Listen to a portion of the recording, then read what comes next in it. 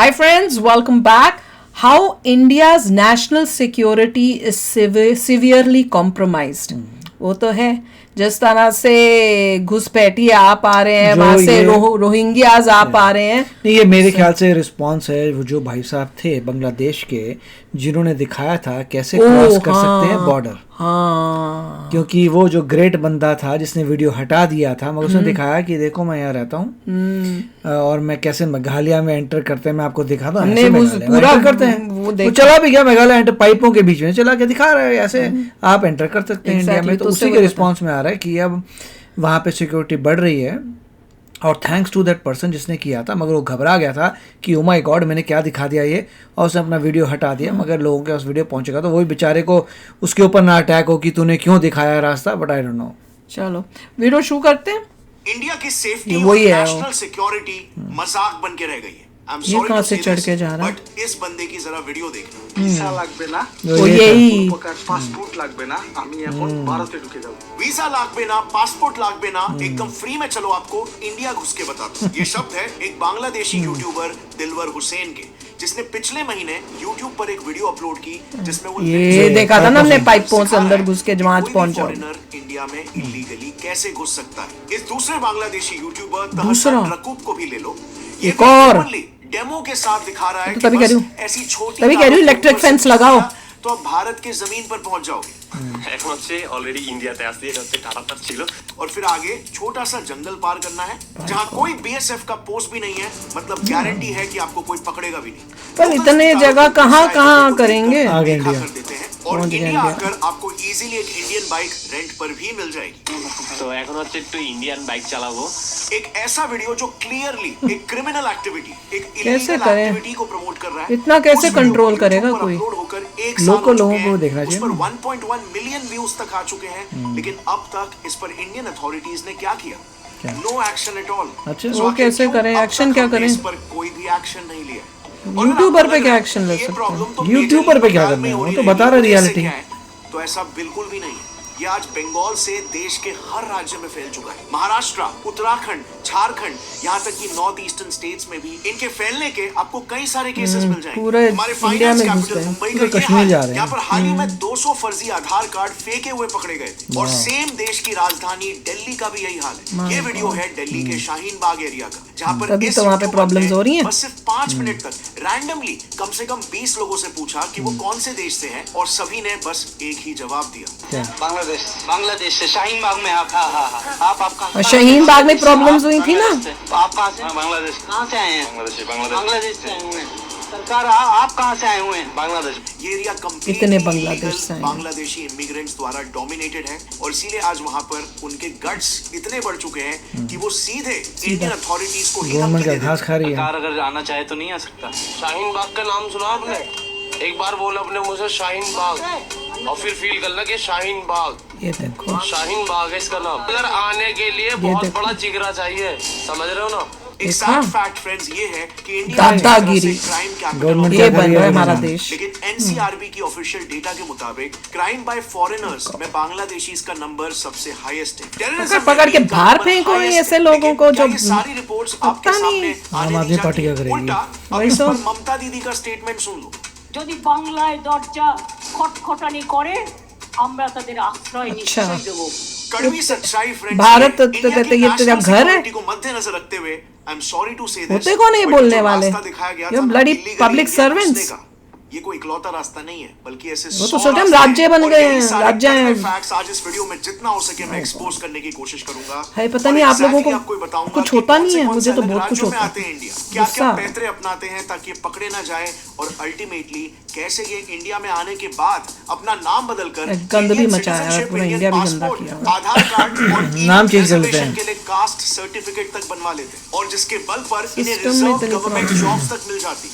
अरे जॉब्स तो छोड़ो यार, ऐसे लोगों पीएम को आवास योजना के तहत इन्हें हमारी गवर्नमेंट घर तक बना के दे रही है। मुंबई सहित पूरे देश में बांग्लादेशी नागरिकों की घुसपैठ एक बड़ी समस्या है। इस तरह की तस्वीर जो है जब सामने आती है तो सवाल ये उठता है कि आखिर घुसपैठियों को लेकर कड़ी कार्रवाई कब होगी। They have no passport, they have no visa. Bangladesh में बैठे बैठे एक वोटर आयडेंटिटी कार्ड बना सकते हो। जवळजवळ 200 लोकांचे वो आधार बेच रहा है कार्ड वो। कचऱ्यामध्ये पडलेले आहेत। लोकल लोग हैं, 2040 तक अल्पसंख्यक हो जाएंगे। शाहीन बाग का नाम सुना आपने? एक बार बोला अपने मुंह से शाहीन बाग। आने के लिए बहुत बड़ा जिगरा चाहिए। Minister Mamata Banerjee, who on the wake of the protest in Bangladesh, says that the doors are open in Bengal for the refugees coming so from alarming Bangladesh. यार। वही ममता बनर्जी 13 साल पहले बांग्लादेशी घुसपैठ के मुद्दे पर लोकसभा से ये देखो इस्तीफा कर दे चुकी बदतमीजी। हैं। बांग्लादेश से आने वाले Mannerless। घुसपैठिए हिंदुस्तान के लिए ऐसे लोगों को वोट दे का दिया वोटर है। बैंक चेंज हुआ तो पूरी उल्टी दिलवर यू हुसैन टर्न और खा तहसान गया। रकूब ये दोनों भी इंडिया मेघालय के रूट से घुसे थे, जहां पर बेसिकली ये इलीगल इमिग्रेंट्स करीमगंज से मेघालय के बॉर्डर के थ्रू इंडिया आते हैं, फिर वहां से तुरंत आसाम, त्रिपुरा और नागालैंड चले जाते हैं एंड फाइनली कोलकाता पहुंचकर फेक डॉक्यूमेंट्स एक्रू करके वो वहां पर हमेशा नहीं रहते, बल्कि दुनिया भर के तुरंत कश्मीर। दिल्ली या किसी साउथ इंडियन स्टेट में जाकर सेटल हो जाते हैं। दूसरा रूट है इनका त्रिपुरा वाला रूट, क्योंकि ये एरिया डेंसली फॉरेस्ट से कवर्ड कितना है और सुंदर इसलिए है। इन एरियाज में इन्फिल्ट्रेशन काफी आसान हो जाता है। इनफैक्ट अभी पिछले महीने की बात है, 12 जुलाई को ही 10 इलीगल बांग्लादेशीज अरेस्ट हुए थे और जब पुलिस ने उन्हें पकड़कर इंटरोगेट किया तो पता चला कि त्रिपुरा के सोनममुरा इलाके में कुछ ऐसे एजेंट्स हैं जो सिर्फ 2500 रुपए में इन इलीगल इमिग्रेंट्स को ऊनाकोटी डिस्ट्रिक्ट से डायरेक्ट इंडिया में एंटर करवा रहे हैं। और ये इन्फिल्ट्रेशन हर हफ्ते की बात है, आए दिन ऐसे केसेस न्यूज में आते रहते हैं। इनफैक्ट जिस 12 जुलाई के केसेस के बारे में मैंने आपको अभी बताया, ठीक उसी साल सेम रूट से 6 दिन पहले ही यानी कि 6 जुलाई को वहां से एंट्री करते हुए 25 म्यांमार के इलीगल इमिग्रेंट्स रोहिंग्यास को भी पकड़ा गया था। अब म्यांमार और बांग्लादेश के बॉर्डरिंग स्टेट्स को तो छोड़ो, बांग्लादेश से कई किलोमीटर दूर झारखंड तक सेफ नहीं है, वहां पर तो एक अलग ही गेम चल रहा है। एक्चुअली आज वहां की डेमोग्राफी इस हद तक बदल चुकी है कि अगर वही आप तो alarming है। कई गांव की महिला सरपंच और एमएलएस को देखोगे ना, तो कई महिलाओं के हस्बैंड्स यही इलीगल बांग्लादेशी इमिग्रेंट्स हैं। आदिवासी लड़कियों को जबरदस्ती धर्मांतरण करके या शादी के माध्यम से जो बांग्लादेशी घुसपैठिए हैं वो जमीन भी हड़प रहे हैं, वो उनके साथ शादी भी कर रहे हैं, उनका धर्म परिवर्तन भी करा रहे हैं।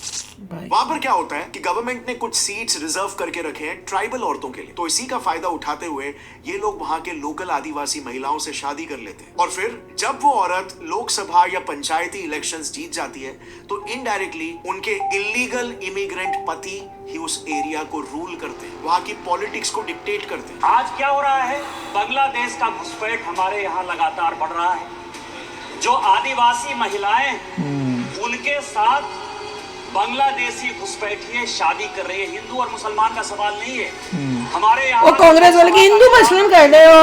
आदिवासी कोटे से लड़ती हैं, उनके पति मुसलमान हैं। खुद झारखंड के एमपी निशिकांत दुबे जी ने पार्लियामेंट में ये बताया कि उनके यहाँ पर इलीगल माइग्रेशन का नंबर लगातार बढ़ रहा है। सेम स्टेटमेंट था झारखंड के फर्स्ट सीएम बाबूलाल मरांडी जी का। उन्होंने तो इलेक्शन कमीशन से ही ये कंप्लेन कर दी थी कि झारखंड में कई एरियाज ऐसे हैं जहाँ पर इन्हीं इमिग्रेंट्स के फेक वोटर्स की संख्या 20% से वही चल रहा है। 123% तक बढ़ चुकी है। अब 20% से लेकर के 123% मतदाता सूची में फर्जी तरीके से नहीं ठीक एक्शन स्ट्रिक्ट लेंगे तो और प्रॉब्लम्स होती जाएंगी। अगला इलीगल इमिग्रेंट का रास्ता जो ये लोग अपना रहे हैं वो है टूरिस्ट रूट। हाल ही में एक केस देखा गया था एक रफीकुल नाम के बंदे का, जो कि एक इलीगल बांग्लादेशी रोहिंग्या इमिग्रेंट था। रफीकुल ने खुद एक्सेप्ट किया कि वो बंगाल में आया तो टूरिस्ट वीजा लेकर, लेकिन फिर वीजा खत्म होने के बाद वो इंडिया में ही काम करने लग गया। उसने 2 महीनों में आधार कार्ड भी खरीद लिया और आज वो एक इंडियन सिटीजन बन चुका है। यूएसए में भी तो ये प्रॉब्लम है। তুমি বাংলাদেশ থেকে এসছো কবে? 2 মাস। তো 2 মাস থেকে আসার পর তোমার আধার কার্ড হয়ে গেছে। और इसीलिए अगर आप ट्रेंड को देखोगे ना तो बांग्लादेश से इंडिया टूरिस्ट वीजास पर आने वाले लोगों के नंबर्स काफी हाई हैं। पिछले कुछ 8 महीनों में ही 10 लाख बांग्लादेशीज इंडिया में टूरिस्ट वीजास लेकर आए। सो अब जरा सोच लो इसमें से कितने ही वापस गए होंगे। काफी लोग तो ऐसे भी हैं जो फेक इंडियन सर्टिफिकेट्स बनवा लेते हैं जिससे उनका नाम ही बदल जाता है। जैसे मीनार सरद का ही केस ले लो, जिसने वेस्ट बंगाल के एक एजेंट के थ्रू अपना नाम बदलकर शुभो दास रख दिया और लोग रातों रात बन गया वो इंडियन। किसी को उसका नाम देखकर एक डाउट नहीं आएगा कि वो किसी को क्या बांग्लादेशी पता immigrant चलता है। अब नेक्स्ट बात करते हैं नेपाल रूट की। यहाँ से तो लोग महाकाली रिवर, जो कि इंडिया और नेपाल की नेशनल बॉर्डर का काम करती है, उस पे ये इलीगल इमिग्रेंट्स मस्त एकदम एडवेंचर स्पोर्ट्स खेलकर इंडिया आ रहे हैं। नदी के दोनों एजेस पे ये लोग रोपवे बना के आ जाते हैं, जिसको वहां पर लोकल लैंग्वेज में ट्विन कहा जाता है। फिर नेपाल से आने वाला एक दूसरा रूट भी था जिसके बारे में किसी को नहीं पता था।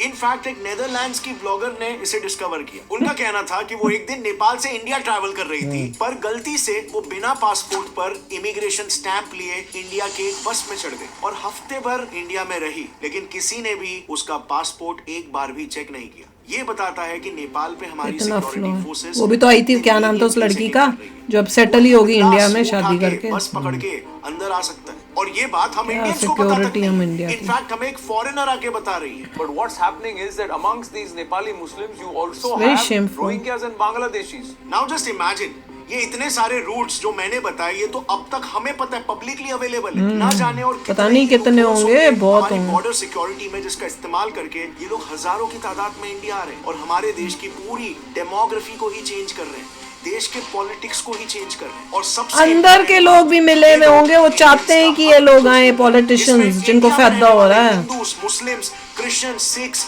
सब शामिल है। वो नहीं है, वो कौन ममता बोलती रही थी, मैं तो उनको लेके आ जिनको एजुकेशन, जॉब और घर तक हमारे टैक्सेस के पैसों से फंड हो रहा है। I mean just think about it. आज इंडिया में कंडीशन ऐसी है कि एक आम इंसान को 22 से 25 साल तक रगड़ने के बाद तो बड़ी मुश्किल से एक नौकरी लगती है, उसमें भी गवर्नमेंट नौकरी तो भूल ही जाओ। सैलरी से भी 15 से 20% पैसा तो गवर्नमेंट ही ले लेती है।